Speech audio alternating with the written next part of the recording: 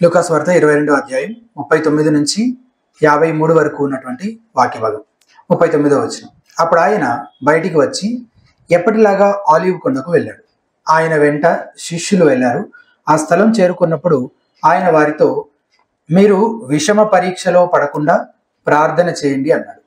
అప్పుడు వారి దగ్గర నుంచి రాతివేత దూరం వెళ్ళి మోకరిల్లి ప్రార్థన చేశాడు. తండ్రి, నీ ఇష్టమైతే ఈ గిన్నె నా నుంచి తొలగించు, అయినా నా ఇష్టం కాదు, నీ ఇష్టమే నెరవేరనీయు అన్నాడు.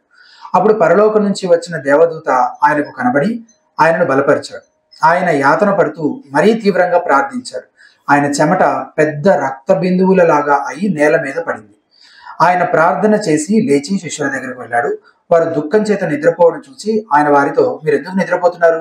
విషమ పరీక్షలో పడకుండా లేచి ప్రార్థన చేయండి అన్నాడు. ఆయన ఇంకా మాట్లాడుతూ ఉండగానే జనసమూహం వారి ముందు 12 మంది శిష్యులలో ఒకడైన యూదా నడిచి రావడం కనిపించింది. అతడు యేసును ముద్దు పెట్టుకోవడానికి ఆయన దగ్గరకు వచ్చాడు. యూదా, ముద్దు పెట్టుకోవడం మూలంగా మానవపుత్రుని శత్రువులకు పట్టిస్తున్నావా అని యేసు అతనితో అన్నాడు. జరగబోతున్నది గ్రహించి ఆయన చుట్టూ ఉన్నవారు, ప్రభు, వీరిని కత్తితో కొట్టుమంటావా అని అడిగారు. వారిలో ఒకడు ప్రముఖ యాజీ దాసుని కొట్టి అతని కుడి చెవి నరికి వేశాడు. అయితే యేసు, ఆగండి, ఇది కూడా జరగని అని చెప్పి అతని చెవిని తాకి అతన్ని బాగు చేశాడు. అప్పుడు యేసు తన దగ్గరకు వచ్చిన ప్రధాన యాజకులతో, దేవాలయం కావలి అధికారులతో, పెద్దలతో, నేను దోపిడీ దొంగ అయినట్టు మీరు కత్తులు కటారులతో వచ్చారేమిటి? ప్రతిరోజు నేను మీతో కూడా దేవాలయంలో ఉన్నప్పుడు మీరు నన్ను పట్టుకోలేదు. అయితే ఇది మీ సమయం, అంధకార ప్రభావం. ప్రార్థన. పరిశుద్ధ జీవముగల తండ్రి, మేము చదివిన మాటల్లో నుంచి మీరు మాకు నేర్పించిన ఆ గొప్ప లోతైన ఆధ్యాత్మిక సత్యాలను ప్రభువా మేము గ్రహించే కృపనిమ్మని, వాటికి ప్రభువా మా జీవితాలను అన్వయించుకుంటూ దేవతండ్రి మరి ఈ సమయం అంతా దీవెనకరంగా ప్రయోజనకరంగా మీ ఆత్మ పరిచరణ మా హృదయాలలో జరిగించమని కృప చూపించమని యేసునామమున స్తుతించి ప్రార్థించి వేడుకుంటున్నాము తండ్రి. ఈరోజు ఈ ప్రసంగాంశం ఏంటి? అంధకార సమయములలో సైతం స్థిరంగా నిలబడటం. ఇది ఎటువంటి సమయం అని చివరిలో చదివాం. అయితే ఇది మీ సమయం, అంధకార ప్రభావం అని చివరిలో ఉన్న మాటలు మనం చూసాం కదా. అటువంటి సమయాలలో సైతం స్థిరంగా ఎలా నిలబడాలి అనేది ఈ రోజుకి ఈ వాక్య భాగం నుంచి మనం నేర్చుకోబోతున్న విషయం. రాత్రి పడుకున్నప్పుడు కళలు రావడం అనేది సహజంగా జరుగుతుంటుంది. అయితే కొన్నిసార్లు నాకు ఎట్లాంటి కళలు వస్తూ ఉంటాయంటే, ఇప్పటికీ రేపే ఎగ్జామ్ ఉంటుంది కానీ నేను ఇంకా ప్రిపేర్ అవ్వలేదు. ఎట్లా ఉంటుంది పరిస్థితి? విపరీతంగా భయపడుతూ టెన్షన్ పడుతూ ఉంటాను కదా. టెన్షన్ పడుతూనే ఉంటాను. తీరం మెలకు వచ్చాక తెలుస్తుంది అప్పుడు, ఓ అది కేవలం కాలే. అట్లాగే నేను కొన్నిసార్లు వాక్య పరిచర్య చేయాల్సి ఉంటుంది కానీ నేను ఆ విషయం మర్చిపోయి సిద్ధపడకుండా చివరి నిమిషంలో నాకు ఆ విషయం గుర్తొస్తుంది. విపరీతంగా టెన్షన్ పడుతుంటాను. ఎక్కడేదంతా కల్లోనే. ఎప్పటి వరకు టెన్షన్ పడుతుంటానంటే మెలకు వచ్చేంత వరకు. మెలకు వచ్చాక అమ్మయ్యా కాలేనా.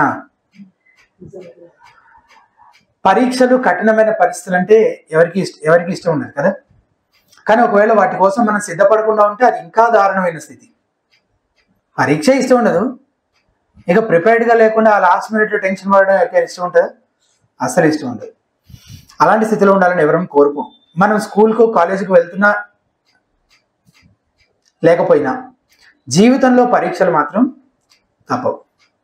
స్కూల్లో పరీక్షలు ఎప్పుడు పెడతారో ముందుగానే స్కెడ్యూల్ ఇస్తారు, కానీ జీవితంలో పరీక్షలు ఎప్పుడు ఉంటాయో ముందస్తు హెచ్చరిక ఏమీ లేకుండానే వచ్చేస్తుంటాయి. ఉదాహరణకు, అప్పటి వరకు ఆరోగ్యం అంతా బాగానే ఉంటుంది. ఏదో చిన్న నొప్పి గురించి డాక్టర్ దగ్గరికి వెళ్తే ఒక 2-3 పరీక్షలు చేసి 2-3 లక్షలు అరేంజ్ చేసుకోండి, మీకు ఆపరేషన్ చేయాలని చెప్తాడు. ఇన్నదాకా బాగానే ఉంటారు వాళ్ళు. రోజులాగా ఆఫీస్కి వెళ్తుంటారు. ఉన్నట్టుండి ఒక రోజు మీ బాస్ మిమ్మల్ని పిలిచి కొన్ని పరిస్థితుల కారణంగా కొంతమంది ఉద్యోగం నుంచి తొలగించాల్సి వస్తుంది, అందులో నువ్వు కూడా ఉన్నావని చెప్తాడు. మరుసటి రోజు నుంచి అతనికి ఉద్యోగం లేదు, సంపాదన లేదు. ఎప్పటిలాగే మీకు అత్యంత ప్రియమైన వారి దగ్గర నుంచి ఫోన్ వస్తుంది, కానీ ఆ ఫోన్ కాల్లో మీ సమీప బంధువు స్నేహితుడు చనిపోయాడు, ఇక లేడన్న వార్త వినాల్సి వస్తుంది. ఇలాంటి ఉదాహరణలు ఎన్నైనా చెప్పచ్చు. ప్రశ్న ఏంటంటే, అటువంటి పరిస్థితులను ముందస్తు హెచ్చరికలు లేకుండా వచ్చే పరీక్షలను ఆత్మీయంగా ఆధ్యాత్మికంగా మనం ఎదుర్కోవాల్సినటువంటి శోధనలు పరీక్షల కోసం మనం సిద్ధంగా ఉన్నామా? సిద్ధంగా ఉంటే పాస్ అవుతాం, లేకపోతే ఫెయిల్ అవుతాం. మరి మనం ఆ శోధనల చేత అటు ఇటు కొట్టబడి తుడిచిపెట్టబడిపోకుండా వాటిని తట్టుకొని నిలబడగలగాలంటే, వాటిలో విజయం సాధించాలంటే వాటి కోసం ముందుగానే సిద్ధపడి ఉండాలి, వాటిని ఫేస్ చేయడానికి ప్రిపేర్ అవ్వాలి. ఈరోజు వాక్య భాగంలో యేసుప్రభు వారు శిష్యులు వారి జీవితంలోనే అత్యంత గొప్ప పరీక్షను ఎదుర్కొంటున్నట్టు చదువుతున్నాం. ఇద్దరు, యేసుప్రభు వారు, శిష్యులు. ఇప్పుడు తెల్లారేలోగా యేసుప్రభు వారు మోసగించబడి అరెస్ట్ చేయబడతాడు. మరుసటి రోజు సిలువ వేయబడతాడు. శిష్యులు భయంతో ఏం జరుగుతుందో అర్థం కాని గందరగోళంలో ఏటాళ్ళటు పారిపోతారు. జస్ట్ ఇదంతా కొన్ని గంటల్లో జరిగిపోయే విషయం ఇది. పేతురు అయితే బహిరంగంగానే యేసు ప్రభువుని తృణీకరిస్తాడు. ఇటువంటి పరిస్థితుల్లో ఆ పరీక్షలో యేసు ప్రభు వారు సిద్ధంగా ఉన్నారు కాబట్టి పాస్ అయ్యారు, కానీ శిష్యులు సిద్ధంగా లేరు కాబట్టి ఫెయిల్ అయ్యారు. బయట నుంచి చూసే వాళ్ళకి ఏమనిపిస్తుంది అంటే శిష్యులే మంచి సిద్ధపాటు కలిగి ఉన్నారు, యేసు ప్రభు వారే ప్రిపేర్డ్గా లేరు అనిపిస్తుంది. అసలు ముందు ఇప్పుడున్న పరిస్థితి, ఈ ప్యాసేజ్ స్టార్టింగ్ లో ఉన్న పరిస్థితులన్నీ అయితే అట్లా అనిపిస్తుంది అనమాట. పేతురు అంతకుముందు ఏమన్నాడు? ప్రభువా, 33వ వచనం, నీతో కూడా చెరలోనికి మరణంలోకి వెళ్ళడానికి నేను ఎట్లున్నాను? సిద్ధముగా ఉన్నాను. I'm well prepared. ఎక్కడి వరకు? మరణం వరకు. ఈ మాటలు చూసి తర్వాత వాళ్ళు అక్కడ ఏం చేస్తున్నారు? ఈ మాట పేతురు మాత్రమే అన్నాడని మనం అనుకుంటాం, కానీ పేతురు ఒకడే కాదు, మిగిలిన శిష్యులు కూడా అన్నట్టు చూస్తాం. కొంచెం నేను మత్తయి సువార్త, మార్కు సువార్త, యోహాను సువార్త అన్నింటిలో నోట్ చేయబడిన ప్యాసేజ్ ఇది. సో నేను వాటిలో నుంచి కూడా చాలా రిఫరెన్సెస్ తీసుకొని చెప్తా ఉంటాను మధ్య మధ్యలో. మత్తయి సువార్త 26వ అధ్యాయం 35వ వచనంలో మీరు అవన్నీ తీయకర్లేదు, నేను చదివేది వింటే సరిపోతుంది. పేతురు ఆయనను చూచి, నేను నీతో కూడా చావవలసి వచ్చినను, నిన్ను ఎరుగనని చెప్పననేను. అదే ప్రకారం శిష్యులందరూ అనేది. సో పేతురు ఒక్కడే కాదు ఈ మాట అనేది. ఎవరెవరు? శిష్యులందరూ అన్నారు. శిష్యులకు చింత లేదు, ఆందోళన లేదు. ఏం చేస్తున్నారు? ఇప్పుడు ఏం చేస్తున్నారు? నిద్రపోతున్నారు, ప్రశాంతంగా హాయిగా నిద్రపోతున్నారు. కానీ యేసు ప్రభు ఏం చేస్తున్నాడు? ఎమోషనల్గా చాలా డిస్టర్బ్ అయిపోయి మానసికంగా చాలా బలహీనంగా కనబడుతున్నాడు, విపరీతంగా వేదన పడుతున్నాడు. మార్కు చెప్తాడు 14:34లో, అప్పుడు ఆయన నా ప్రాణము మరణమగునంతగా దుఃఖములో మునిగి ఉన్నది. ఆయన ఎంత బాధలో ఉన్నాడంటే లూకా చెప్తాడు 44వ వచనంలో, ఆయన చెమట నేల పడుచున్న గొప్ప రక్త బిందువుల వలె ఆయను. ఆయన మహారోదనతో కన్నీళ్లతో ప్రార్థన చేశాడని హెబ్రీ గ్రంథకర్త చెప్తాడు 5:7లో. బయట నుంచి ఈ పరిస్థితి అంతా చూస్తున్న వాళ్ళకి ఒక పక్క శిష్యులేమో మొత్తం చిల్ అవుతున్నారు, రిలాక్స్ అవుతున్నారు వాళ్ళు. యేసు ప్రభు ఏమో ఇంత విపరీతమైన రోదన అంటే ఏంటి? గట్టిగా అరవడం. ఇంగ్లీష్లో అట్లే ఉంటుంది అనమాట. పైకి గట్టిగా ఏడుస్తూ అరుస్తూ ఆయన ప్రార్థన చేస్తాడు. దుఃఖంలో మునిగిపోయి ఆయన ఉన్నాడు, వీళ్ళేమో హాయిగా విశ్రాంతి తీసుకుంటున్నారు. చూస్తే ఏమనిపిస్తుంది? ఏదొచ్చినా ఎదిరించడానికి ధైర్యంగా ఎవరున్నారని? శిష్యులు ఉన్నారని. యేసు ప్రభువే ప్రిపేర్డ్గా లేడు అని అనిపిస్తుంది.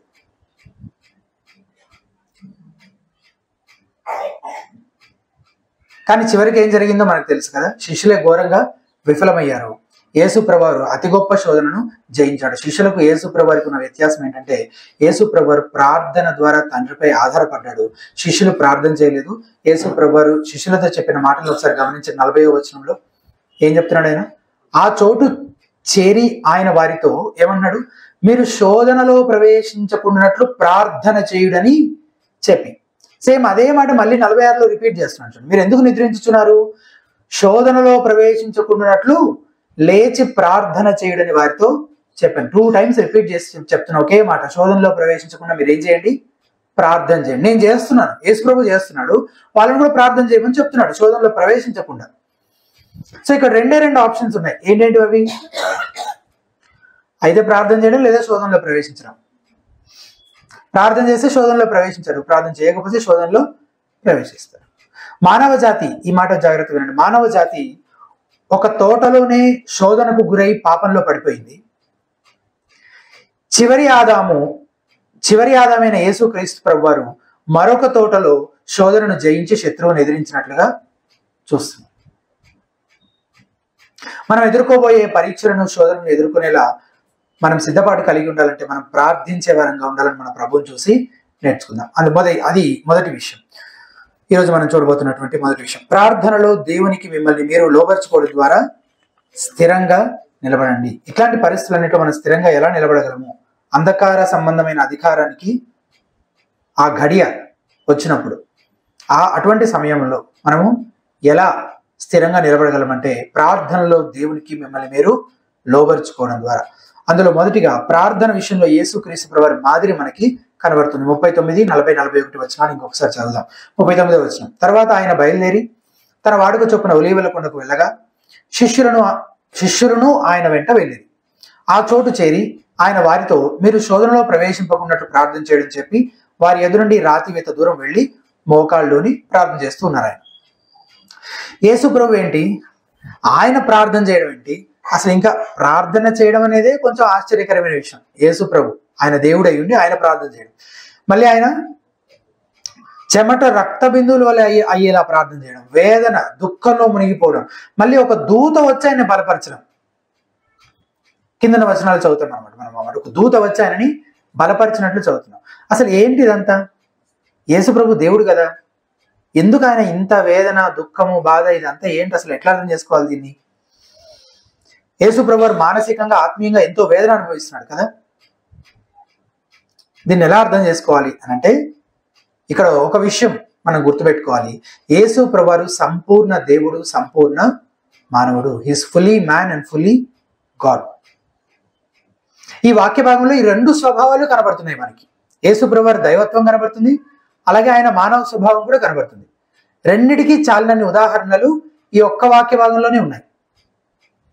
ఆయన సర్వజ్ఞానిగా కనబడుతున్నాడు, జరగబోతున్నది ఆయనకు ముందుగానే తెలుసు.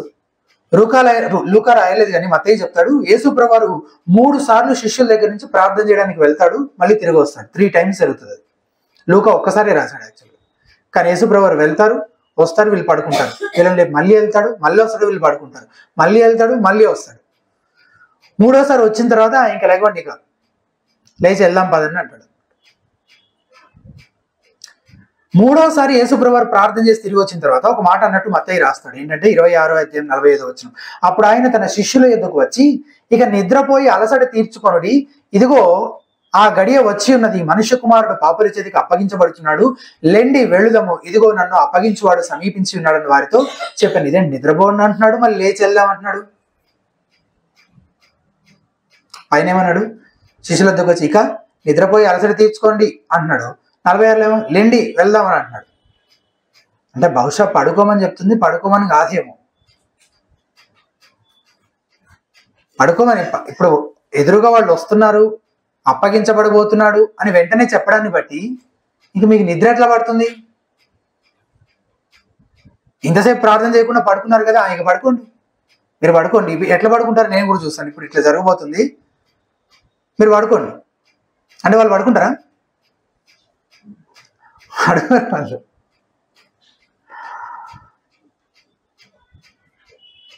యూదా చేసిన దాన్ని చూసి యేసు ప్రభువారు ఆశ్చర్యపోయారా? ఆశ్చర్యపోలేదు. యేసు, యూదా, నీవు ముద్దు పెట్టుకుని మనుష్య కుమారుని అప్పగించుచున్నావా అని వానితో అనగా, ఆయన తెలుసు వాడు ఎందుకు ముద్దు పెట్టుకుంటాడో నాకు తెలుసు. అలాగే యేసు ప్రభువారు సర్వశక్తిమంతులని కూడా తెలుస్తుంది. ఎలాగంటే ఆయన మల్కు చెవిని ఏం చేశాడు, ఆ దాసుని చెవిని స్వస్థపరిచాడు. తలుచుకుంటే ఆయన శత్రువులందరినీ అక్కడే ఏం చేయగలిగి ఉండేవాడు కూడా, చంపేయగలిగి ఉండేవాడు కూడా. ఇది ఆయనలోనున్న దైవ కోణం. అలాగే ఆయన సంపూర్ణ మానవుడు కూడా కాబట్టి ఆయన మానవ కోణంలో మానసికంగా ఆత్మీయంగా ఎంతో వేదనకు గురయ్యాడు. తండ్రిపై ఆధారపడుతూ ప్రార్థన చేస్తున్నాడు. తన ముందున్న ఈ గిన్నె, ఆ గిన్నె అంటే ఏంటి? ఈ గిన్నె నా ఎదురు నుండి తొలగించి నీ చిత్తమైతే అని ప్రార్థన చేస్తున్నాడు. ఆ గిన్నె ఏంటి? తాను ఎదుర్కోబోతున్న శ్రమ, ఆ శిలువ శ్రమ, దాన్ని ఉద్దేశించి ఆ గిన్నె అంటున్నాడు. యేసు ప్రభువారి ప్రార్థన జీవితం పూర్తిగా ఆయనలో ఉన్న మానవ కోణానికి సంబంధించిన విషయము. ఆయన కంటే ఎన్నో రెట్లు బలహీనమైన మనం మరింత ఎక్కువగా ప్రార్థన ద్వారా దేవుని పైన ఆధారపడవలసిన వారం. ఈ విషయంలో మన ప్రభువే మనకి ఎలా ఉన్నాడు? మాదిరిగా ఉన్నాడు. రెండవది, ప్రార్థనలో యేసుక్రీస్తు తన హృదయ వేదనను తండ్రి ఎదుట కుమ్మరిస్తూ ఉన్నాడు. 42 నుంచి 44 వరకు వచనాలు. తండ్రి, ఈ గిన్నె నా ఎదురు నుండి తొలగించడం నీ చిత్తమైతే తొలగించుము, అయినను నా ఇష్టము కాదు నీ చిత్తమే సిద్ధించును కాక అని ప్రార్థించినప్పుడు పరలోకము నుండి యొక్క దూత ఆయనకు కనబడి ఆయనను బలపరిచను. ఆయన వేదన పడి మరింత ఆతురముగా ప్రార్థన చేయగానే చెమట నేలపడుచున్న గొప్ప రక్త బిందువుల వలె ఆయన. చాలా మంది కొంచెం ఆశ్చర్యం కలిగించే విషయం ఇది కూడా. చాలా మంది హతసాక్షులే మానవ మాత్రులై ఉండి ఎంతో సంతోషంగా పాటలు పాడుతూ కూడా తమ ప్రాణాలు అర్పించినట్టుగా, సజీవ దహనం చేయబడడానికి సంతోషంగా తమను తాము అప్పగించుకున్నట్లుగా చరిత్ర చదివితే మనకు తెలుస్తుంది. మరి యేసు ప్రభువారు ఎందుకు ఇంత వేదన అనుభవిస్తున్నాడు?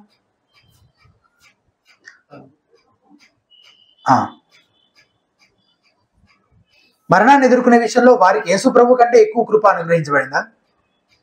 అస్సలు కాదు. ఇక్కడ శారీరక మరణానికి మించినది ఒకటి ఉంది.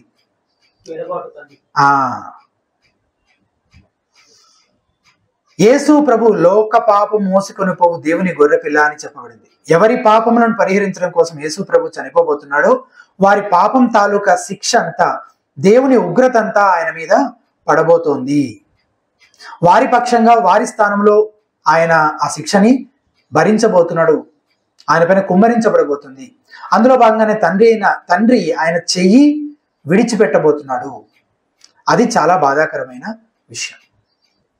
నరకం అనగానే మనం చాలాసార్లు ఏమని ఆలోచిస్తాం? నరకం గురించి మన ఆలోచన ఎట్లుంటుంది? నరకం అనే అగ్ని ఆరదు, పురుగు చావదు, అక్కడ ఏముంటుంది? వెలుపటి చీకట్లో పడవేసి అక్కడ చీకటి పండ్లు కొరుకుటా ఉంటుంది అని ఇట్లాంటి వర్ణన అంతా మనం చూస్తాం కదా. కానీ దాన్ని లిటరల్గా తీసుకోవాలా? అక్షరార్థంగా అలాగే అర్థం చేసుకోవాలా? అర్థం చేసుకుంటాం మనం చాలాసార్లు. కానీ ఒక ప్రశ్న, అక్కడ అగ్ని ఉంటుంది అని చదువుతున్నాం కదా, అగ్ని ఉన్నప్పుడు చీకటి ఎందుకు ఉంటుంది? మరి అగ్ని ఉన్నప్పుడు వెలుతురు ఉంటుంది కదా, మరి చీకటి ఎట్లుంటుంది? సో అది లిటరల్గా తీసుకోవద్దు అసలు. పైగా ఇప్పుడు అగ్ని ఆరదు పురుగు చావదంటే అక్కడ కాలుతూ ఉంటారు అనే భావం వస్తుంది. కాలనం అనేది మరి ఈ శరీరానికి, ఫిజికల్ శరీరానికి సంబంధించింది. ఈ శరీరం ఇక్కడే మట్టిలో కలిసిపోతుంది కదా, అక్కడ ఉన్నది ఫిజికల్ బీయింగ్స్ కాదు కదా. మరి దానికి అగ్ని చేత బాధ ఎట్లా కలుగుతుంది? సో నరకం గురించి బైబిల్లో చెప్పబడిన వర్ణన అంతా కూడా అలంకారప్రాయంగా చెప్పబడినదే. ఏది లిటరల్గా తీసుకోవడానికి లేదు. అసలు ఆ అగ్ని అంటూ ఉంటే కూడా అది ఎట్లాంటి అగ్నో, అది మన ఆత్మలను సైతం వేదనకు గురి చేయగలిగే అగ్ని, అది ఎట్లుంటుంది అసలు? అది నిజంగా అగ్నేనా? తెలియదు. ఇదంతా అలంకార భాషే. అంటే నరకం అనే చోటు అది మహావేదనకరమైన చోటు, విపరీతంగా బాధ ఏడుపు ఉండేటువంటి ఒక స్థలము అని చెప్పడం కోసము అట్లాంటి వర్ణన అంతా ఇచ్చారు. కానీ అసలైన నిర్వచనం ఏంటి తెలుసా? నరకానికి దేవునితో నిత్య ఎడబాటుకు గురి కావడం, దేవుడే లేని ఒక చోట, దేవునికి దూరంగా, దేవునికి వేరై నిత్యత్వం వరకు ఆ ఎడబాటులో ఉండడమే నిజమైన నరకం. ఇప్పుడు యేసు ప్రభువు మన పాపంలోకి శిక్ష కల్వరి శిలువపై అనుభవిస్తున్నాడు అంటే ఆయన నరకాన్ని అనుభవిస్తున్నాడు యాక్చువల్లీ. ఎందుకంటే తండ్రి ఆయన చేతిని విడిచిపెడుతున్నాడు కాబట్టి. ఆ తండ్రితో ఆయనకు కలిగిన ఎడబాటు ఆయన మన పక్షంగా అనుభవిస్తున్న, మనం అనుభవించాల్సిన నరక శిక్ష అది.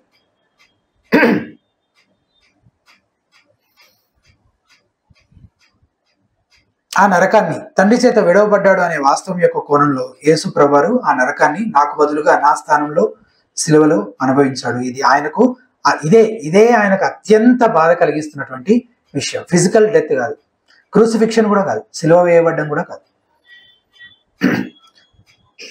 యెహోవా మన ఎందరి దోషములను అతని మీద మోపెను అని యెషయా 53:6 చదువుతాం. మనం ఆయన యందు దేవుని నీతి అగునట్లు పాపమెరుగని ఆయనను మన కోసము పాపముగా చేశాను అని పౌలు భక్తుడు కొరింథీయులకు రాసిన 2వ పత్రిక 5:21 చెప్తాడు. అసలు ఎక్కడైనా చెమట రక్తంగా అవుతుందా? అంటే దానికి సైంటిఫిక్ స్టడీస్ ఏం చెప్తున్నాయంటే, విపరీతమైన స్ట్రెస్లో ఉన్నప్పుడు రక్తనాళాలు పగిలి రక్తం చెమటలో కలిసే అవకాశం ఉంది అని చెప్తాయి. అయితే లూకా అలంకారప్రాయంగా కూడా ఆ మాట చెప్తుండొచ్చు కదా. అంటే ఆయన విపరీతమైన బాధ అనుభవిస్తున్నాడు అని అలంకార భాషలో కూడా చెప్తుండొచ్చు. యేసు ప్రభువు ప్రార్థన చేస్తూ దేవుణ్ణి ఏమంటున్నాడు? తండ్రి అని సంబోధిస్తున్నాడు కదా. మత్తయి చెప్తాడు యేసు ప్రభువు నా తండ్రి, మై ఫాదర్ అని 2 సార్లు చెప్పినట్టు మత్తయిలో చదువుతాం. మార్కు చెప్తాడు నాయన తండ్రి, అబ్బా ఫాదర్ అని. అరమిక్ భాష మాట్లాడే వారి సంస్కృతిలో అలా పిలవడం తండ్రి కొడుకుల మధ్య ఉండే సాన్నిహిత్యాన్ని సూచిస్తుంది అనమాట. అబ్బా తండ్రి అని పిలవడం. యేసు ప్రభువు తన శిష్యులకు ప్రార్థన ఎలా చేయాలో నేర్పిస్తూ ఎట్లా ప్రారంభించాడు? పరలోకమందున మా తండ్రి అని సంబోధించమని నేర్పించాడు. ఒకసారి ఒక రోమా చక్రవర్తి ఒక యుద్ధంలో గెలిచి తిరిగి వచ్చిన తర్వాత ఆ విజయాన్ని పురస్కరించుకుంటూ ఊరేగింపుగా పట్టణంలోని వీధుల గుండా వెళ్తూ ఉన్నాడు అనమాట. తన రథం పైన కూర్చొని ఊరేగింపుగా వెళ్తున్నాడు. జనాలు దారికి అడ్డం రాకుండా చక్రవర్తిని సమీపించకుండా సైనికులందరూ ఏం చేశారు, అడ్డుగా నిల్చుంటారు కదా, జనాలందరినీ ఆపుతూ ఉంటారు కదా జనసమూహాన్ని. ఇందులో ఒక చిన్న అబ్బాయి జనాలందరినీ నెట్టుకుంటూ వాళ్ళందరినీ దాటుకుని చక్రవర్తి దగ్గరికి పరిగెత్తుకెళ్లే ప్రయత్నం చేయగా అక్కడున్న సైనికుడు అతన్ని పట్టుకొని, వస్తున్నది ఎవరో తెలుసా నీకు, చక్రవర్తి గారు, ఎక్కడికి పరిగెడుతున్నావు అని గట్టిగా పట్టుకొని ఆపాడు. అందుకు ఆ బాలుడు అంటాడు, ఆయన నీకు చక్రవర్తి కావచ్చు కానీ ఆయన తండ్రి అని చెప్పాడు. చక్రవర్తి గారి కుమారుడుగా ఆయనను సమీపించగలిగే అన్ని హక్కులు ఆ బాలుడికి ఉన్నట్లే క్రీస్తునందు విశ్వాసం ఉంచడం చేత కుమారులుగా చేయబడిన మనం కూడా ఈ విశ్వాన్ని వెళుతున్న సార్వభౌముడైన మన పరమ తండ్రి చెంతకు వెళ్ళే ఆధిక్యత మనకు అనుగ్రహించబడింది. పిల్లలను తండ్రి ఎలా చేర్చుకుంటాడో అబ్బా తండ్రి ఆయన చెంతకు వెళ్ళే మనలను కూడా ఆయన అలాగే చేర్చుకుంటాడు. కాబట్టి మనం ఆయన చెంతకు తరచూ నిత్యము వెళ్లే వారముగా ఉండాలి. యేసుప్రభువు వారికి మార్పు చెందని తండ్రి నిత్య ప్రణాళికలు తెలుసు కదా, ఆయనకు తెలీదా జరగబోతుంది ఏంటో, ఏం జరగబోతుంది, ఎట్లా జరగబోతుంది అన్నీ తెలుసు. తాను మన పాపముల కోసం సిలువ వేయబడాలనే విషయం కూడా ఆయనకి తెలుసు. మరెందుకు నీ చిత్తమైతే ఈ గిన్నె నా ఎదురు నుండి తొలగించని ప్రార్థన చేస్తున్నాడు, అన్నీ తెలిసి.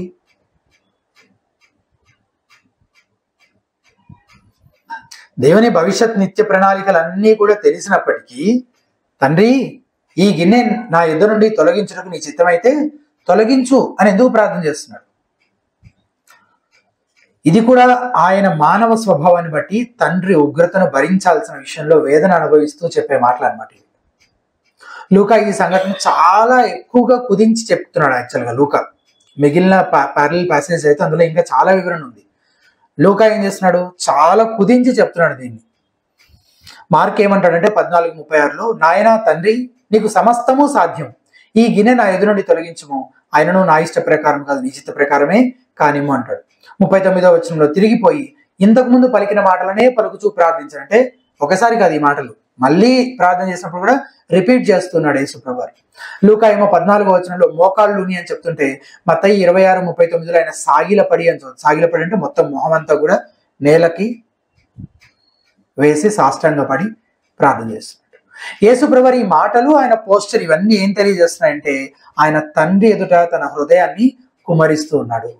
ఆయన తన భావాలను దాచుకోవడం లేదు, పైకి ఆత్మీయంగా గొప్పవాడిగా ధైర్యవంతుడిగా కనబరుచుకోవాలని చూడట్లేదు. ఆయన నిజాయితీగా తండ్రి ఎదుట తన హృదయాన్ని కుమరిస్తూ ఉన్నాడు అన్నమాట. సాధ్యమైతే దేవుని నిత్య శాసనాలు మార్చబడాలని వేడుకుంటున్నాడు. సాధ్యమైతే, అయితే నీ చిత్తం అయితే అని యాడ్ చేస్తున్నాడు ప్రతిసారి.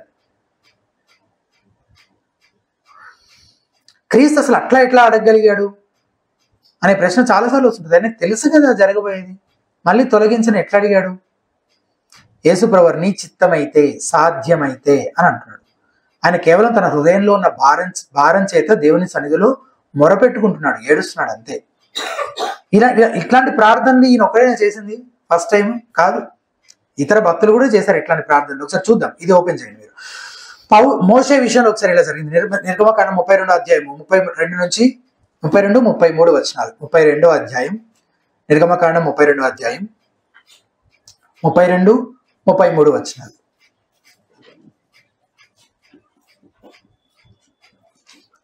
32వ వచనం, అయ్యో నీవు వారి పాపం అంటే ఎవరి పాపము?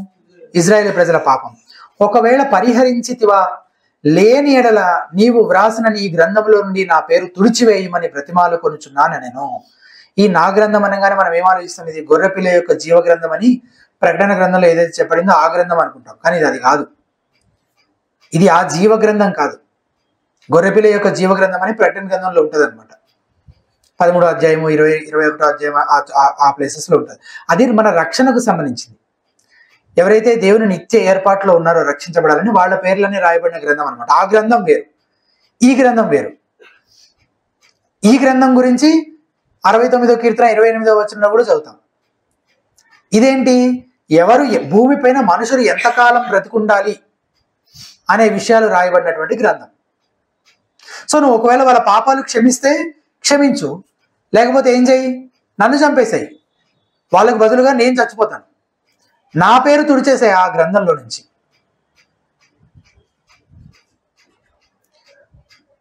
ఇజ్రాయెల్ ప్రజలు పాపం చేశారు, దేవుడు వారిని శిక్షించాలనుకుంటుంటే మోషే ఏం చేస్తున్నాడు? అడ్డుపడుతున్నాడు.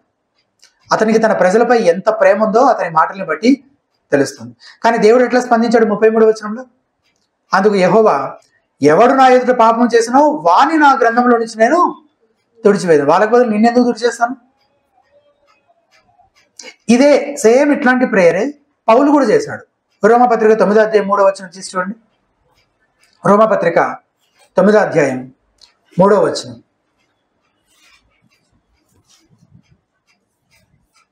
పౌలు కూడా మోషే ప్రార్థన చదివి ఉంటాడు కాబట్టి ఇట్లాంటివన్నీ సాధ్యం కాదని అర్థమై ఉంటుంది. అందుకే సాధ్యమైన ఎడల అంటున్నాడు.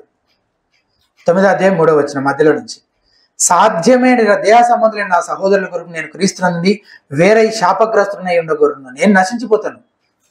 ఒకవేళ నాకు బదులుగా నా దేహ సంబంధులైన నా తోటి సోదరులు ఇజ్రాయేలు ప్రజలు వాళ్ళు రక్షణ, ఒకవేళ నేను శాపగ్రస్తుడనై నేను నశించిపోవడం ద్వారా నాకు బదులుగా వాళ్ళని ఒకవేళ నువ్వు రక్షించే పని అయితే కనుక సాధ్యమైతే ప్రభువా నేను నశిస్తాను, వాళ్ళని రక్షించు. కానీ అది సాధ్యమేనా? సాధ్యం కాదు. అది వాళ్ళ హృదయంలో ఉన్న ఒక సంగతిని వాళ్ళు వ్యక్తపరిచే విధానం అంతే. నిజంగానే వాళ్ళు అలా జరగాలని కోరుకుంటున్నారని కాదు. వాళ్ళు కోరుకుంటుంది ఏంటి? ఇప్పుడు ఇక్కడ వీళ్ళు కోరుకుంటుంది, పౌలు తాను నశించాలని కోరుకుంటున్నాడు, వాళ్ళు రక్షించబడాలని కోరుకుంటున్నాడు. వాళ్ళు రక్షించబడాలనేది అతని కోరిక. అదే మోషే ప్రార్థన, అదే యేసుక్రీస్తు ప్రభువారి ప్రార్థన కూడా. యేసుక్రీస్తు ప్రభువారి ప్రార్థన ఏంటి? ఆ ఎడబాటు నుంచి ఒకవేళ వీలైతే తను తప్పించబడాలనే కోరిక సహజంగా ఉండదా? ఎందుకు ఉండదు? ఆయన తండ్రి యొక్క ప్రియకుమారుడు కదా. తండ్రితో ఎడబాటును ఆయన ఎందుకు కోరుకుంటాడు? సో మానవ సహజంగా కూడా అటువంటి బాధ నుంచి, వేదన నుంచి తప్పించబడాలని కోరుకోవడం సర్వ సాధారణమైన విషయమే.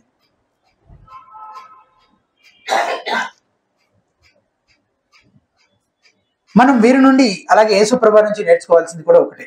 మన ప్రభువు మన భావాలను, మన బాధలను అర్థం చేసుకునేవాడు కనుక మనం అనుదినం అన్ని పరిస్థితుల్లో ఆయన చెంతకు వెళ్ళి ప్రార్థన ద్వారా మన హృదయాన్ని ఆయన సన్నిధిలో కుమ్మరించే వారంగా ఉండాలి. సాధ్యమైతే ఈ గిన్నె నా యొద్ద నుండి తొలగించమని అడిగిన వెంటనే, సాధ్యమైతే తొలగించాలని అడిగిన వెంటనే అయినను నా ఇష్టము కాదు నీ చిత్తమే సిద్ధించునుగాక అని ప్రార్థించాను. యేసుప్రభు నిజాయితీగా తన మనసులో ఉన్న కోరికను వ్యక్తపరుస్తున్నప్పటికీ వెంటనే తను నియంత్రించుకుంటూ తండ్రి యొక్క పరిపూర్ణ చిత్తానికి తాను లోబరుచుకుంటున్నాడు. దేవుని చిత్తం అప్పటికి కష్టంగా అనిపించవచ్చు, కానీ దానికి లోబడితే మాత్రం లాంగ్ రన్ లో దేవుని గొప్ప ఆశీర్వాదాలు పొందుకోవచ్చు. యేసుప్రభు ఇప్పుడు ఏం అనుభవించాలి? ఇమ్మీడియట్ గా అనుభవించాల్సింది ఏంటి? సిలువకు అప్పగించబడేలా ఎలా తండ్రి చిత్తానికి లోబడ్డాడంటే హెబ్రీ గ్రంథకర్త చెప్తాడు, ఆయన తన ఎదుట ఉంచబడిన ఆనందము కొరకై అవమానమును నిర్లక్ష్య పెట్టి సిలువను సహించాయని చెప్తాడు. తన ఎదుట ఉంచబడిన ఆనందము కొరకై ఆయన అవమానాన్ని నిర్లక్ష్య పెట్టి సిలువను సహించాడని చెప్తాడు. మనం కూడా చాలాసార్లు మనకు తెలియకుండానే తండ్రి చిత్తానికి వ్యతిరేకమైన వాటిని అడుగుతుంటాం. మనకు తెలియదు కదా ఎగ్జాక్ట్ గా ప్రతి విషయంలో ఏది దేవుని చిత్తం అనేది మొత్తం అంతా మనకు బయలుపరచబడిందా? లేదు. మనం ప్రార్థనలు ఎన్ని అడుగుతుంటాం? బోలెడు అడుగుతుంటాం. అందులో చాలా దేవుని చిత్తానికి వ్యతిరేకమైనవి ఉండొచ్చు. అడిగే దాంట్లోనే ఏం తప్పు లేకపోవచ్చు, అడిగే దాంట్లో తప్పు ఉండకపోవచ్చు. అయినా మనం అడిగేది దేవుని చిత్తానికి వ్యతిరేకమైనది అయి ఉండొచ్చు. చాలా చాలా ఉదాహరణలు చెప్పొచ్చు. మనం దేవుని చిత్తానికి వ్యతిరేకంగా అడిగే ప్రతిదీ పాపయుక్తమైంది అనుకోనక్కర్లేదు. ఇప్పుడు ఒక 2 ఉద్యోగాలు ఉన్నాయి, మనకు ఒకటి నచ్చింది, దాని గురించి మనం ప్రార్థన చేస్తున్నాం. దేవుని చిత్తం మనకు వేరే ఉద్యోగం ఇవ్వాలని. ఇప్పుడు మనం ఈ ఉద్యోగం, మనం కోరుకున్న ఉద్యోగం కోసం అడగడంలో ఏమైనా పాపం ఉందా? ఏం లేదు కదా. అవి మన దృష్టికి దేవుని దృష్టికి కూడా సరైనవి అయి ఉండొచ్చు, కానీ దేవుని చిత్తానికి అనుకూలంగా ఉండకపోవచ్చు. కాబట్టి మనం కూడా తండ్రి యొక్క పరిపూర్ణ చిత్తానికి మనల్ని మనం లోబరుచుకుంటూ యేసు ప్రభువారి లాగా ప్రార్థనలో దేవుని సన్నిధికి వెళ్ళినప్పుడు నిజాయితీగా మన హృదయవాంఛలన్నింటినీ ఆయన సన్నిధిలో కుమరించడంతో పాటు ఆయన చిత్తానికి తల వంచుతూ మనకు అర్థం కాని ఆయన పరిపూర్ణ చిత్తమే మన జీవితంలో జరిగించమని వేడుకోవాలి.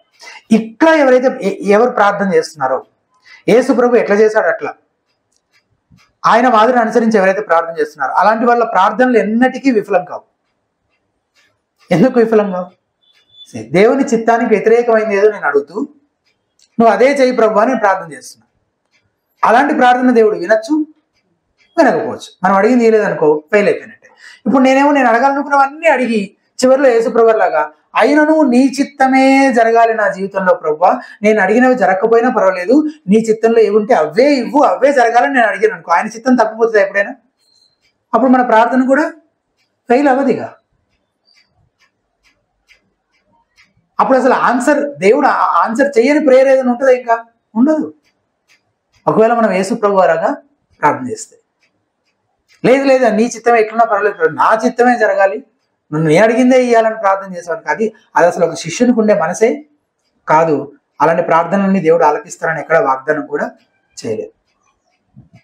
యేసుప్రభు వారు ప్రార్థన ద్వారా శోధనను జయించినట్లు చూస్తున్నాం. అరెస్ట్ చేయబడిన తర్వాత శిష్యులు ఏమైపోయారు? చెల్లా చెదరైపోయారు. కానీ యేసుప్రభు వారు ఎంతో నెమ్మదిగా రిలాక్స్డ్గా ఉన్నారనమాట. యూదా చేసిన పనిని బట్టి ఆశ్చర్యపోలేదు, కానీ చివరిసారిగా అతన్ని భయంకరమైన పాపాన్ని బట్టి అతన్ని గద్దించాడు. పేతురు కత్తి దూస్తే అతను ఆపి మలుపు చెవిని ముట్టి స్వస్థపరిచాడు. యూదా నాయకుల వేషధారాన్ని ఖండించాడు. రోజు దేవాలయంలో కనబడుతూనే ఉంటాను కదా, అక్కడ పట్టుకోకుండా ఇప్పుడు వచ్చారంటే అరెస్ట్ చేయడానికి అనే భావం వచ్చేలాగా వాళ్ళను కూడా ఖండించాడు. తర్వాత శాంతంగా సైనికులతో పాటు వెళ్ళిపోయాడు. ఆయన ఎక్కడ కంగారు పడినట్టుగా, పారిపోవాలని ప్రయత్నిస్తున్నట్టుగా, ఏం జరుగుతుందో అర్థం కాని అయోమయ పరిస్థితులు ఉన్నట్టుగా ఏమి లేదు. యేసుప్రభు ప్రార్థన ఈ పరిస్థితులను ఎదుర్కోవడానికి ఆయన ముందుగానే సిద్ధపరిచింది. చాలాసార్లు మనం ఏం చేస్తామంటే శోధన ఎదురైనప్పుడు అప్పుడు పరిగెడుతుంటాం దేవుని సన్నిధికి. అప్పటికప్పుడు అది ఎదురైనప్పుడే, మిగిలిన టైంలో నిద్రపోతుంటాం శిష్యుల్లాగా. ఆ టైంలో దేవుని సన్నిధికి పరిగెత్తడం మంచిది, అలాగే చేయాలి. అక్కడికి కాకపోతే ఇంకెక్కడికి పరిగెత్తగలం. కానీ మనం ముందుగానే ప్రార్థనలో దేవుని పైన ఆధారపడడం ద్వారా కఠినమైన పరిస్థితులను శోధనలు ఎదుర్కోవడానికి సిద్ధపడే వారంగా ఉండాలి. తర్వాత ప్రార్థన విషయంలో శిష్యుల వైఫల్యం గురించి చూస్తున్నాం 45-46 వచనాల్లో. ఆయన ప్రార్థన చాలించి లేచి తన శిష్యుల వద్దకు వచ్చి వారు దుఃఖం చేత నిద్రించుట చూచి, మీరు ఎందుకు నిద్రించుచున్నారు? శోధనలో ప్రవేశించకున్నట్లు లేచి ప్రార్థన చేయడం వారితో చెప్పాను. లూకా రాయలేదు, కానీ యేసుప్రభుని ప్రార్థించమని శిష్యులతో కనీసము ప్రార్థించమని నేరుగా 2 సార్లు చెప్పినట్టు మత్తయి చెప్తాడు అన్నమాట. కానీ శిష్యులు ప్రార్థించకుండా నిద్రపోయారు. ఎందుకని కారణాలు పరిశీలిస్తే మత్తయి చెప్తాడు 26:43లో, వారి కన్నులు భారముగా ఉండెను. అంటే బహుశా శరీర అలసట చేత వాళ్ళు నిద్రపోయి ఉంటారు. ప్రయాణ అలసట కావచ్చు, పనుల భారం కావచ్చు, మొత్తానికి ఏదో అలసట. కన్నులు ఎట్లా ఉన్నాయంట? భారంగా ఉన్నాయంట. వాళ్ళు పైకి తెరవాలన్నా ఈ కిందకే పోతున్నాయి. ఇంకో కారణం ఏమైండొచ్చు? వారు దుఃఖం చేత నిద్రించుట చూచి. ఇది లూకా చెప్తున్నాడు. దుఃఖం చేత ఎవరైనా నిద్రపోతారా అసలు? ఏమో మరి లూకా చెప్తున్నాడు వాళ్ళు నిద్రపోయారు. దుఃఖం అయితే ఏడుస్తారు కదా, నిద్ర ఎట్లా పడుతుంది? పట్టింది వీళ్ళకి, పడుకున్నారు. అట్లాగే అప్పుడే కదా వాళ్ళు పస్కా భోజనం చేశారు. మనం చాలా వారాల క్రితం మెడిటేట్ చేశాం, కానీ వాళ్ళు కొంతసేపటి క్రితమే వాళ్ళు చక్కగా మంచి మీల్ చేశారు. ఆ మీల్ ఎట్లా ఉండింది కూడా చెప్పారు. రొట్టెలు, అట్లాగే నాన్ వెజ్, చక్కగా మంచిగా భోజనం చేస్తున్నారు. రావద్దంటే ఎందుకు రాదు? వస్తూనే ఉంటుంది. కానీ యేసుప్రభు ఇంకో కారణం కూడా చెప్తున్నారు ఇక్కడ. అది మత్తయి రాశాడు అనమాట. 26వ అధ్యాయంలో ఆత్మ సిద్ధమే కానీ శరీరము బలహీనమని పేతురుతో చెప్పాను. ప్రత్యేకంగా ఈ మాటలు ఎవరితో చెప్తున్నాడు? పేతురుతో చెప్తున్నాడు. పేతురుతోనే చెప్పడాన్ని బట్టి ఏమనిపిస్తుందంటే, అసలు ఏం జరిగినా నీతో పాటే ఉంటాను ప్రభువా అని ఫస్ట్ అనేది ఎవరు? పేతురే కదా. ఇప్పుడు ఏమంటున్నాడు యేసుప్రభు? ఏమంటున్నాడు ఇప్పుడు? ఒక్క గడి అయినా నాతో కూడా మేల్కొని ఉండలేవా అంటున్నాడు. ఒక్క గడి మేల్కొని ఉండలేడు, కానీ చనిపోయేంత వరకు నేను నీతో పాటు ఉంటాను ప్రభు అని అంటున్నాడు. పర్టికులర్గా అందుకే పేతురుతో చెప్పాడో ఏమో ఈ మాటలు. మెలకువగా ఉండి ప్రార్థించడం అతనికి లేదా శిష్యులకు ఇష్టం లేదా? ఇష్టమే. ఆత్మ సిద్ధమే. నిజంగా వాళ్ళకి ప్రార్థన చేయడం ఇష్టం లేక కాదు, ఇష్టమే. కానీ శరీరము బలహీనము. అంటే అతని శరీర సంబంధమైన అతని శరీర సంబంధమైన బలహీనత. అది మనందరి బలహీనత కూడా. వారిలో ఉన్న యథార్థమైన కోరికను యేసుప్రభు గుర్తిస్తున్నాడు. అదే సమయంలో వారిలో ఉన్న సమస్య ఏంటో కూడా చెప్తున్నాడు. మీ శరీరము బలహీనమైనది, దాంతో పోరాడి దాన్ని జయించాలి. చాలా మంది శరీరం అంటే భౌతిక దేహం అనుకుంటారు. కానీ ఈ శరీరం, మనం పాప సంహరణ పుస్తకంలో చూస్తున్నాం కదా, ఈ శరీరం వల్ల మనకు ఏ శరీరం వల్ల? చాలా మంది అనుకునే ఈ శరీరం వల్ల మనకి శోధన కలుగుతుంది. కాబట్టి దీన్ని బాధ పెట్టి మనం క్రమశిక్షణ చేయాలనుకుంటారు. కానీ శరీరం అంటే శరీర స్వభావము అనే భావంలో చెప్పబడింది చాలాసార్లు బైబిల్లో.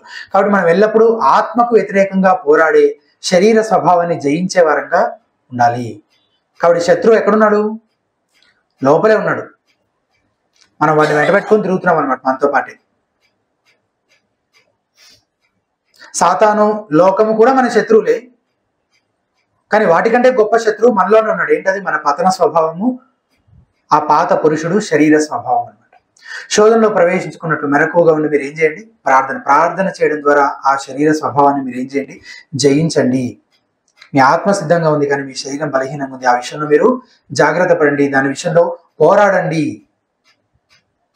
నేను ప్రారంభంలో చెప్పిన విధంగా జీవితంలోని పరీక్షలు, శోధనలు చెప్పిరావు. ముందస్తు హెచ్చరిక ఏమీ లేకుండానే వచ్చేస్తుంటాయి. కనుక మనం నిత్యం ప్రార్థించే వారంగా, తద్వారా సిద్ధపడే వారంగా ఉండాలి. దేవుని కనికరం లేకుండా మనం మరో నిమిషం శ్వాస తీసుకోలేం. దేవుని కనికరం లేకుండా. దేవుడు అనుగ్రహించకపోతే ఈ రోజు మన భోజన బలం మీద భోజనం ఉండదు. దేవుని శక్తిపై ఆధారపడకపోతే మనం ఆయన్ని సేవించలేం, ఏమీ చేయలేం.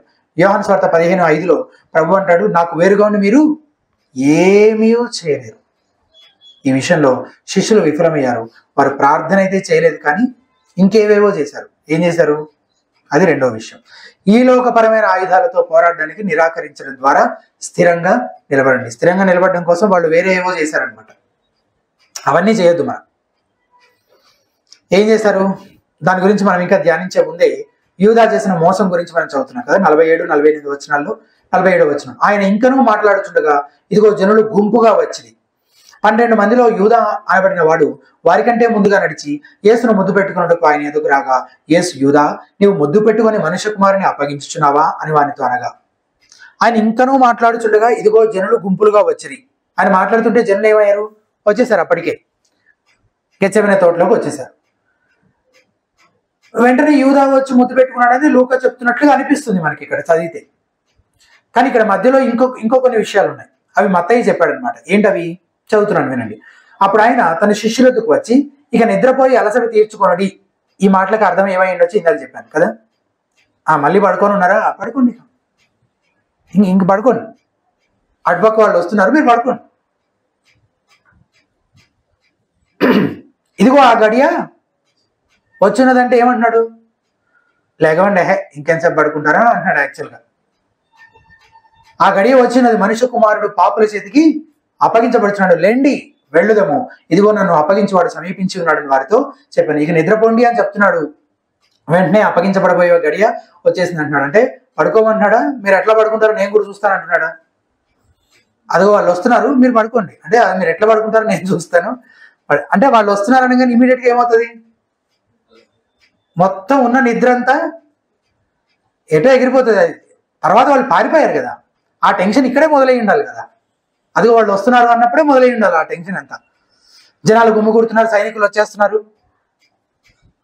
ఇక పడుకోలేరు. తర్వాత కొంతసేపటికి భయంతో వాళ్ళంతా పారిపోయినట్టు కూడా చూస్తున్నాం. లెండి, వెళ్ళుదాము అంటే అని ప్రభు అంటున్నప్పుడు, పదండి పారిపోదాం అంటున్నాడు ప్రభు. లెండి వెళ్దాం అంటే పదండి పారిపోదాం అంటున్నాడా? పారిపోదాం అనట్లేదు. యేసుప్రభు జీవిత కాలంలో ఆయన అనేక మార్లు శత్రువుల చేతి నుంచి తప్పించుకొని పారిపోలేదా? చాలాసార్లు పారిపోయాడు. కానీ ఇప్పుడు అట్లా పారిపోదాం అంటున్నాడా? కాదు. అప్పుడంటే ఆయన గడియ ఇంకా రాలేదు కాబట్టి ఆయన అట్లా చేశాడు. కానీ ఇప్పుడు తన గడియ వచ్చింది కాబట్టి వెళ్ళి వాళ్ళని ఎదుర్కొందాం పదండి. వాళ్ళు వస్తున్నారు, మనం వెళ్ళి వాళ్ళని ఎదుర్కొందాం పదండి అన్న భావనలో లెండి వెళదాము అని చెప్తున్నాడు అనమాట. ఈ మాటల గురించి యోహాను కూడా రాస్తాడు. యోహాను 18లో, కావున యూదా సైనికులను, ప్రధాన యాజకులు, పరిసయ్యులు పంపిన బంట్రౌతులను వెంటబెట్టుకొని దివిటీలతోనూ దీపములతోనూ ఆయుధములతోనూ అక్కడికి వచ్చాను. యేసు తనకు సంభవించబోవునవన్నీ ఎరిగినవాడై వారి యొద్దకు వెళ్ళి, మీరెవరిని వెతుకుతున్నారని వారిని అడిగారు. వాళ్ళు ఎవరి కోసం వచ్చారో తెలిసి ఈయన ఎదురెళ్ళి, ఎవరు కావాలి మీకు? ఎవరి కోసం వెతుకుతున్నట్టున్నారు? ఎవరు కావాలి? వారు నజరేయుడని యేసునని ఆయనకు ఉత్తరం ఇయ్యగా, యేసు, ఆయనను నేనే అని వారితో చెప్పాను. ఆయన అప్పగించిన యూదాయు వారి యొద్ద నిలిచుండెను. ఆయన నేనే ఆయనను వారితో చెప్పగా వారు వెనకకు తగ్గి నేల మీద పడిరి. వాళ్ళందరూ పడిపోతారు. దేవుని యొక్క శక్తి ప్రభావం చేత వాళ్ళందరూ ఏమవుతారు? కింద పడినట్టుగా మనం చూస్తాం. మరలా ఆయన, మీరు ఎవరిని వెతుకుతున్నారని మళ్ళీ రెండవసారి ఎవరిని లెగుస్తారు కదా దులుపుకొని, మళ్ళీ లేచి లేక మీరు ఎవరిని వెతుకుతున్నారు అని మళ్ళీ అడిగితే అందుకు యేసుప్రభు అంటే నజరేయుడైన యేసుని అని వాళ్ళు చెప్పంగానే యేసు వారితో నేనే ఆయనను మీతో చెప్పింది కనుక మీరు నన్ను వెతుకుతున్నట్లా వీరిని పోనీడి వీరందరిని వదిలిపెట్టేసేయండి అని చెప్తారు. కాబట్టి వాళ్ళేదో ఆయన్ని పెద్ద పెద్ద కత్తులు సంఖ్యలు అందరు తీసుకొచ్చి పరిగెత్తి చేసి ఆయన్ని దొరికించుకున్నారు అనుకోవడానికి ఏమీ లేదు. వాళ్ళందరినీ కింద పడేయగలిగిన వాడు వాళ్ళని ఏమైనా చేసి ఉండగలిగేవాడు కదా. కానీ అలా చేయకుండా ఆయన స్వతహాగా తనకు తానుగా వారికి ఏం చేశాడు, అప్పగించుకున్నాడు. కాబట్టి వారు ఆయన మీద చెయ్యి వేయగలిగారు, ఆయన్ని బంధించగలిగారు. అంటే ఆయన శక్తిని అధిగమించి చేశారని కాదు, కానీ ఆయనే తనను తాను అప్పగించుకున్నాడు. కాబట్టి ఆయన శక్తిని అధిగమించి ఎవరు ఏ పని చేయలేరు. అదే యేసును వారు ఎందుకు గుర్తుపట్టలేకపోయారు? ఈ యూదా ముద్దు పెట్టుకోవడం ఎందుకు అసలు? అది కూడా కొంచెం విచిత్రంగా ఉంటుంది. యేసు ప్రభు వారి పరిచర్యను మనం పరిశీలిస్తే ఆయన ఎక్కువగా గలిలయ ప్రాంతంలో పరిచర్య చేసినట్లు చదువుతాం. కొన్ని ప్రత్యేకమైన సందర్భాలు మాత్రమే యూదయకు యెరూషలేము ప్రాంతాలకు వచ్చాడు, కానీ చాలా తక్కువ సార్లు అది. ఎక్కువ శాతం గలిలయ ప్రాంతంలోనే ఉన్నాడు. అట్లాగే వచ్చిన మనుషులు ఎవరు? ప్రధాన యాజకులు వాళ్ళు కాదు, వాళ్ళు పంపించిన బంటోతులు, సైనికులు. సో వాళ్ళకి యేసు ప్రభు తెలిసిండే అవకాశము లేదు. పైగా ఇదేమైనా టీవీ మీడియా ఉన్న కాలం కాదు కదా. వ్యక్తిగతంగా నేరుగా మనిషిని ఎప్పుడైనా చూసి ముఖపరిచయం ఉంటేనే తప్ప గుర్తుపట్టలేరు వాళ్ళు. అలాంటి కాలం అది. అందుకే యూదా ఎవరిని ముద్దు పెట్టుకుంటే అతనే అనే గుర్తు ముందుగానే వాళ్ళు మాట్లాడుకొని వచ్చారు, అలాగే చేశారు. కానీ యేసు ప్రభు యూదాతో చెప్పిన మాటలు గమనిస్తే అతనికి నిజంగా మనసాక్షి ఉందా అసలు అని అనిపిస్తుంది. మత్తయి చెప్తాడు, యేసు ప్రభు అతన్ని ఏమని సంబోధిస్తాడో తెలుసా? చెలికాడా అని సంబోధిస్తాడు. యూదా అని కూడా అనొచ్చు, కానీ ఏమని సంబోధించాడట? చెలికాడా, నా స్నేహితుడా. ఎందుకంటే అప్పటి వరకు స్నేహితుడిగానే వ్యవహరించాడు. అప్పటి వరకు నిజంగా యేసుక్రీస్తు క్షేమాన్ని కోరే శ్రేయోభిలాషిలాగా, దేవుని రాజ్య విస్తరణలో తనతో కలిసి పనిచేసే మనసు కలిగిన వాడిగా అందరినీ నమ్మిస్తూ అలాగే ప్రవర్తిస్తూ వచ్చాడు. ఇలా యూదాని సంబోధించడాన్ని బట్టి వాళ్ళ మధ్య ఉన్న సంబంధాన్ని జ్ఞాపకం చేస్తున్నాడు కదా యేసు ప్రభు యూదాకి. నిజంగా అతను మారుమనసు పొందిన విశ్వాసం అయి ఉంటే గనక పేతురు ఎట్లాగైతే బయటకు వెళ్ళి ఎక్కి ఎక్కి ఏడ్చాడో అట్లా నిజంగా అతను ఏడ్చుండాల్సింది. అతను చేసిన పని ఎంత పెద్ద పాపమో గుర్తెరిగి. 2వ కీర్తన 12వ వచనంలో కుమారుని ముద్దు పెట్టుకునడి, లేని ఎడల ఆయన కోపించును, అప్పుడు మీరు త్రోవ తప్పి నశించెదరు. ఏది? కుమారుని ముద్దు పెట్టుకోండి, లేకపోతే మీరు త్రోవ తప్పి నశిస్తారు అని 2వ కీర్తనలో ఉందన్నమాట 12వ వచనంలో. మరి యూదా ఏంటి ముద్దు పెట్టుకున్నా నశించాడు?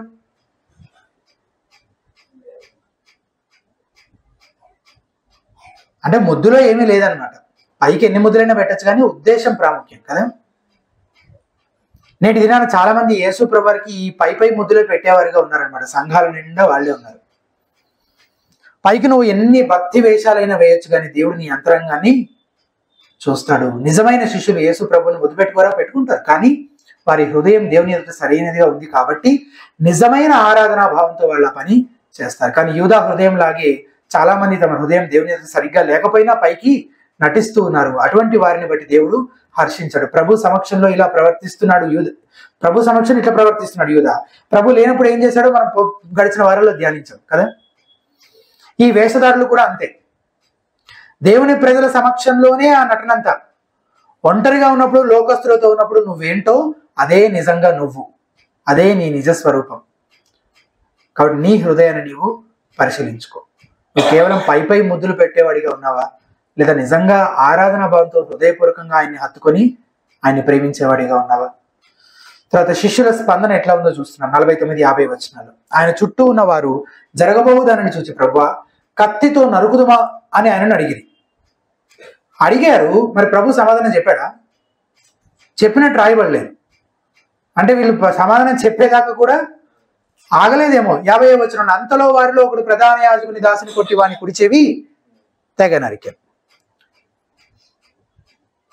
దాసుని కొట్టిన ఈ ఒకడెవరు? యోహాన్ చెప్తాడు పేతురు అని. ఆ దాసుడు ఎవరు? మల్కు. ప్రధాన యాజకుని యొక్క దాసుడైన మల్కు అని మళ్ళీ యోహానే చెప్తాడు ఆ విషయం. కత్తి గురించి పోయిన వారం మనం చూసాం కదా. అది స్వీయ సంరక్షణ అనే భావనలో మీరు కత్తి లేకపోతే ఒకవేళ బట్ట అమ్మైనా సరే కత్తి కొనుక్కోండి అని యేసుప్రభు చెప్పాడు. అంటే తిరుగుబాటు చేయమని, హింసకు పాల్పడమని యేసుప్రభు ప్రోత్సహిస్తున్నాడా? అస్సలు కాదు. అందుకు తగిన విధంగా యేసు ప్రభువారు పేతురుతో ఏమన్నాడు ఇక్కడ, నీ కత్తి వరలో తిరిగి పెట్టుము. మత్తయి 26:52లో నీ కత్తి వరలో తిరిగి పెట్టుము. కత్తి పట్టుకుని వారందరూ కత్తి చేతనే నశించుదురు. మల్కుని ఎందుకు చంపాలని చూశాడు పేతురు? అందరికంటే వాడు కొంచెం ఎక్స్ట్రా చేస్తున్నాడు. ఆయన చాలా మంది ఉన్నారు కదా అక్కడ. ఎందుకు మల్కునే టార్గెట్ చేశాడు పేతురు తెలియదు. అయితే చెవిని ఎందుకు నరికాడు విచిత్రంగా? అసలు ఎవరైనా దాడి చేసేప్పుడు చెవి నరుకుతారా? పేతురు అట్లా చేసినకపోవచ్చు. ప్రాణం తీయాలనేదే పేతురు ఉద్దేశం. కూడా తలని నడుమకు నరకాలని చూసుంటాడు, అది గురి తప్పి చెవికి తగిలి ఉంటుంది అంతే. ఒకవేళ ఆ సందర్భంలో ఎవరి ప్రాణమైనా పోయింటే యేసు ప్రభువారి సువార్త విధానం అంతా తప్పుగా చిత్రీకరించబడింది. యేసు ప్రభు శిష్యులు నిజంగానే హంతకులు, నిజంగానే రోమా ప్రభుత్వానికి వ్యతిరేకంగా తిరుగుబాటు చేసేవాళ్లే అనే అభిప్రాయము ఇంకా బలపడి ఉండేది. ఈ దుడుకు పేతురని ఊరికే అనలేదన్నమాట. వెంటనే యేసు ప్రభు మలుపు చెవిని ఏం చేశాడు? స్వస్థపరిచాడు. పేతురును కూడా గద్దించాడు. పేతురు చేసిన తప్పని గద్దించాడా? అడిగారు, తిరిగి సమాధానం చెప్పేదాకా ఆగాలి కదా. సో పేతురు చేసింది పూర్తిగా తప్పు అని యేసు ప్రభు ఖండించేస్తున్నాడు అనే తీర్మానానికి మనం వెంటనే రావద్దు. ఎందుకు తప్పని ఆగమని చెప్తున్నాడు అనే కారణం కూడా చెప్పారు. యేసు ప్రభు ఏమన్నాడు? ఇక నువ్వు సహాయం చేయలేకపోతే ఇప్పుడు ఇక్కడ ఏం జరగదు అనుకుంటున్నావా అన్నట్టు మత్తయి సువార్తలో కొన్ని మాటలు ఉన్నాయి. మత్తయి సువార్త 26:53 ఈ సమయమున నేను నా తండ్రిని వేడుకొనలేననియు వేడుకొని నేడల ఆయన 12 సేనా వ్యూహముల కంటే ఎక్కువ మంది దూతలను ఇప్పుడే నాకు పంపడనియు నీవు అనుకొనుచున్నావా? ఇక నువ్వు సహాయం చేయలేకపోతే, నేను చెప్పేదాకా ఆగచ్చుగా. ఇక నువ్వు సహాయం చేయలేకపోతే నన్ను ఇంకెవడు కాపాడలేడని అనుకుంటున్నావా? ఎందుకు అంత తొందర? నేను అడగలేనా? నేను అడిగితే నా తండ్రి నా కోసం దూతల్ని పంపించడా అని అంటూ, కాబట్టి ఒకవేళ తండ్రి చెయ్యాలంటే అది చేయగలడు. నీకు అతి సహాయం ఏమి అక్కర్లేకుండా కూడా అది చేయగలడు. కాబట్టి నువ్వు తొందరపడదు. నేను అలా వేడుకోవట్లేదు, నేను అట్లా వేడుకోవాలనుకోవట్లేదు, కాబట్టి నేను వేడుకోవట్లేదు, కాబట్టి తండ్రి పంపించట్లేదు.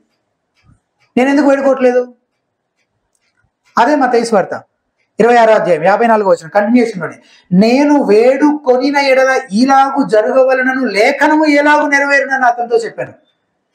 లేఖనం నెరవేరునట్లు నా విషయంలో దేవుని చిత్తం ఇదే, కాబట్టి ఇది ఇలాగే జరగాలి, అందుకే నేను వేడుకోవట్లేదు.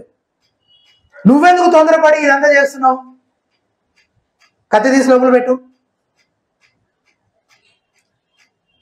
మనకు ఒక కారణం ఉంది. ప్రతిసారి ఇదే దేవుని చిత్తం అని మనకు తెలుస్తుందా? యేసు ప్రభు కంటే తెలిసింది, అప్పుడు అది అలాగే జరగాలి మనకు తెలుస్తుందా? అప్పుడు దీన్ని తీసుకుని ఒక జనరల్ ప్రిన్సిపల్ చెప్పచ్చా? అసలు మనం కత్తి ఎన్నటికీ వాడకూడదు చెప్పలేం. అట్లాంటి ఒక జనరల్ ప్రిన్సిపల్ చెప్పలేం. ఇక్కడ యేసు ప్రభు స్పష్టంగా ఆ సందర్భంలో అప్పుడు ఎందుకు వద్దంటున్నాడో కారణం చెప్తున్నాడు కదా. లేఖనం నెరవేరినట్లు ఇది ఇట్లా జరగాలి, ఇది ఇలాగే జరగాలి, కాబట్టి నువ్వు కత్తి లోపల పెట్టు అంటున్నాడు అంతే.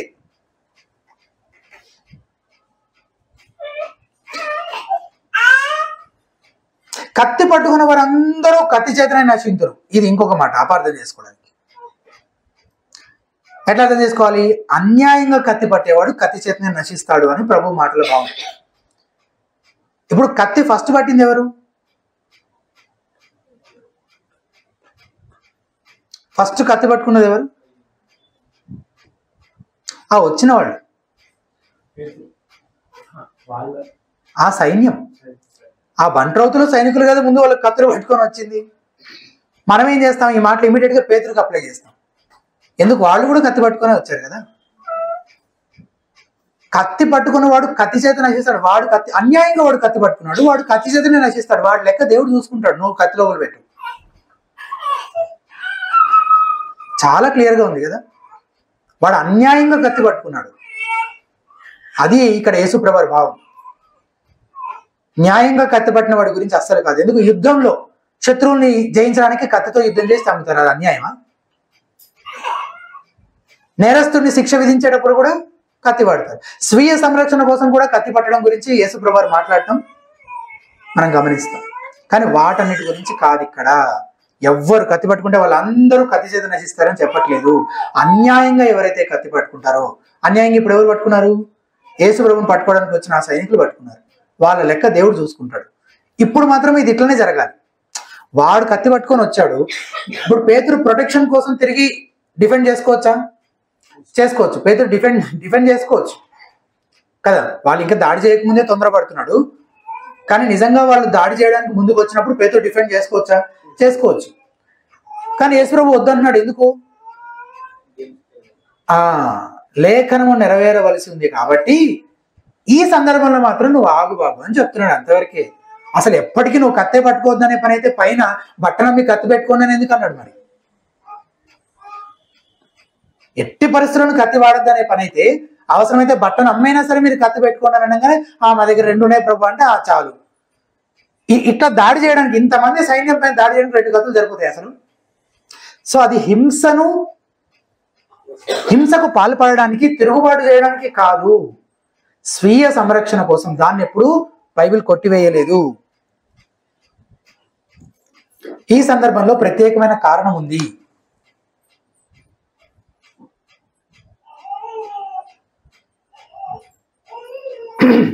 నన్ను నేను కాపాడుకునే క్రమంలో నేను కత్తి పట్టొచ్చా అంటే పట్టొచ్చు. కానీ నేను వద్దనుకుంటున్నాను. యేసుప్రభు ఏమన్నాడు? నేను వద్దనుకుంటున్నాను, ఎందుకంటే లేఖనాలు నెరవేరాల్సింది, దేవుని చిత్తం నా విషయంలో సంపూర్తి కావాల్సింది, కాబట్టి నేను వద్దనుకుంటున్నాను. కాబట్టి ప్రతి సందర్భంలో నేను ఇలాగే ప్రవర్తించాలని ఒక నియమంగా ప్రభు ఏమీ చెప్పట్లేదు అని అర్థం చేసుకోవాలి.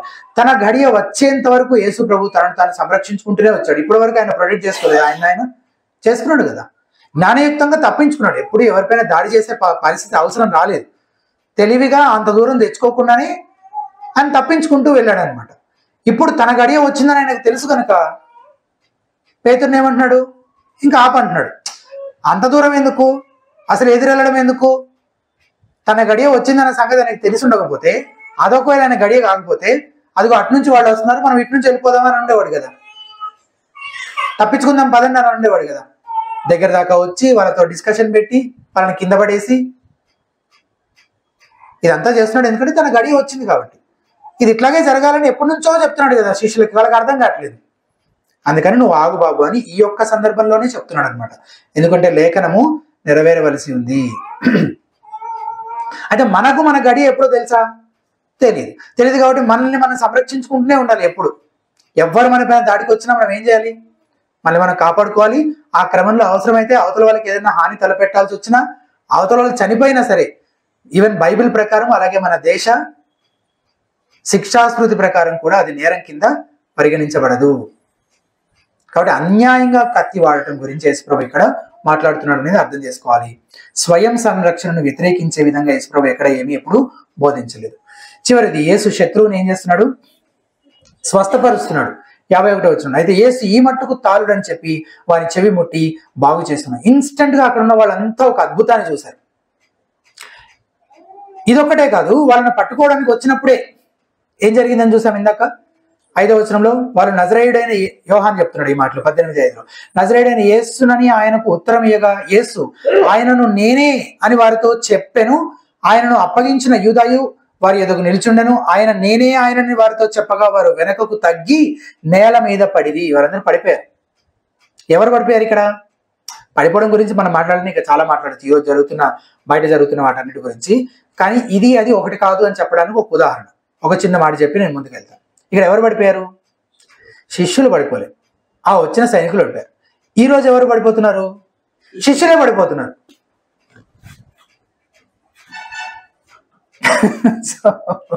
సో ఇది అది ఒకటి కాదు అని చెప్పడానికి అయితే ఇది సరిపోతుంది. మనం ఇంకా చాలా విషయాలు మాట్లాడుకోవచ్చు, కానీ ఇప్పుడు దానికి సమయం కాదు. మనం ముందుకు వెళ్దాం. ఇటువంటి అద్భుతాలు చూసిన తర్వాత వాళ్ళందరూ ఏమైనా మారుమనసు పొందారా? సూచక్రియలు అద్భుతాలు జరిగితే దేవుని నమ్ముతారు, మారిపోతారు అని చాలా మంది అనుకుంటూ ఉంటారు. నిజమా? బైబిల్ చదివితే అర్థమవుతుంది. అట్లా ఎప్పుడు జరగదు. మార్పు అనేది విడిగా దేవుడు అంతరంగంలో చేసే అద్భుతం. ఆ మారు మనసు అనే అద్భుతం జరగనిదే. దేవుడు కనపరిచే ఎన్ని అద్భుతాలు వాళ్ళ కళ్ళ ముందే ఉన్న వాళ్ళు మారరు. సో అద్భుతాలు సూచక్రియలు అంటే చాలు మారిపోతారు ఎవరైనా అనుకుంటే అది పొరపాటే. అందుకే యోహాను భక్తుడు ఏమంటాడు? ఒక మాట చదువుదాం. 21వ అధ్యాయంలో ఒక మాట ఉంటుంది. యోహాను సువార్త 20వ అధ్యాయం 30-31 వచనాలు. 30వ వచనం.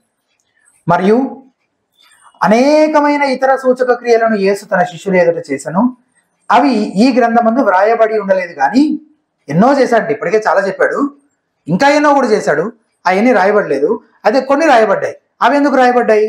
యేసు దేవుని కుమారుడైన క్రీస్తు అని మీరు నమ్మునట్లును, నమ్మి ఆయన నా ముందు జీవం పొందినట్లు ఇవి వ్రాయబడింది. ఇవి ఎందుకు రాయబడ్డాయి? నమ్మడానికి, నమ్మి ఆయన ముందు జీవం పొందడానికి. అంటే నమ్మడానికి, జీవం పొందడానికి ఇవి సరిపోతాయా? సరిపోతాయి. ఇక్కడ ఏం చెప్పట్లేదో చెప్పనా? ఎప్పటికీ సూచక్రియలు జరుగుతూనే ఉంటాయి, మీరు వాటిని చూస్తూ నమ్మండి అని చెప్తున్నాడా?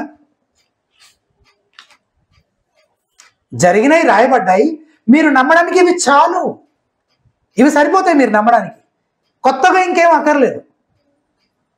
అందుకోసమే ఇవి రాసాము, ఇవి రాయబడ్డాయి అని చెప్తున్నాడు అనమాట. ఇవన్నీ గుర్తుపెట్టుకోవాలి మీరు.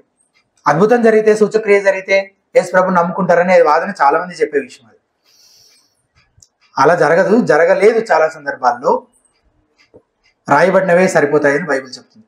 చివరిగా, అంధకార సమయంలో దేవుని సార్వభౌమ ప్రణాళికను విశ్వసించడం ద్వారా స్థిరంగా నిలబడండి. నేను అనుదినము మీ చెంత దేవాలయంలో ఉన్నప్పుడు మీరు నన్ను పట్టుకోలేదు, అయితే ఇది మీ గడియయు అంధకార సంబంధమైన అధికారమును అనేను. దుష్టత్వము, ఈవిల్ ఇస్ రియల్, అది నిజంగానే ఉంది. అంధకార సంబంధమైన అధికారమునకు కూడా ఒక గడి ఉంది, దానికి కూడా ఒక టైం ఉంది. అయితే అది దేవుడు అనుమతించినంత వరకే ఉంటుంది, ఎప్పటికీ అలాగే ఉండిపోదు. అది మోసమైన, అన్యాయమైన, హింసైన ఇదేది దేవుని విమోచన ప్రణాళికను తారుమారు చేయలేవు, అడ్డగించలేవు. క్రీస్తు ధైర్యం ఎక్కడుంది? తండ్రి సార్వభౌమత్వం పైన ఆధారపడి ఉంది. సో దుష్టత్వం ఎప్పటికీ కొనసాగదు. దేవుడు దానికి సైతం ఏం విధించాడు? ఎల్లలు విధించాడు, బౌండరీస్ విధించాడు. మీరు కూడా అన్యాయానికి, మోసానికి, దుర్మార్గానికి గురైనప్పుడు సైతం జ్ఞాపకం ఉంచుకోండి, దేవుడే దేవుడిగా ఉండి పైనుండి సమస్తాన్ని ఆయన నియంత్రిస్తూ ఉన్నాడు. ఏది ఆయన చెయ్యి దాటి వెళ్ళిపోవట్లేదు. ఆ గడియ అంధకార సంబంధమైన అధికారానికి అప్పగించబడి ఉండొచ్చు, ఇవ్వబడి ఉండొచ్చు, అంతే. కానీ ఎప్పటికీ పరిస్థితి అలాగే ఉంటుంది అని మాత్రం అనుకోకూడదు. దేవుని బిడ్డలకి శాశ్వత రాజ్యములో నిత్య సంతోషం అనుగ్రహించబడింది. ఈ లోకములో ఇట్లాంటి గడియలు వస్తూ ఉంటాయి. అయినప్పటికీ దేవుడు సార్వభౌముడి అనే సత్యాన్ని మనం ఎప్పుడు మర్చిపోకుండా దేవునిపై ప్రార్థన ద్వారా ఆధారపడుతూ శోధనను జయించే వారముగాను, ఆయన మాదిరిని అనుసరిస్తూ ఆయన చిత్తానికి మనం సంపూర్ణంగా సమర్పించుకునే వారంగా ఉండే కృప దేవుడు మనందరికీ అనుగ్రహించిన గాక. ప్రార్థన చేసుకుందాం.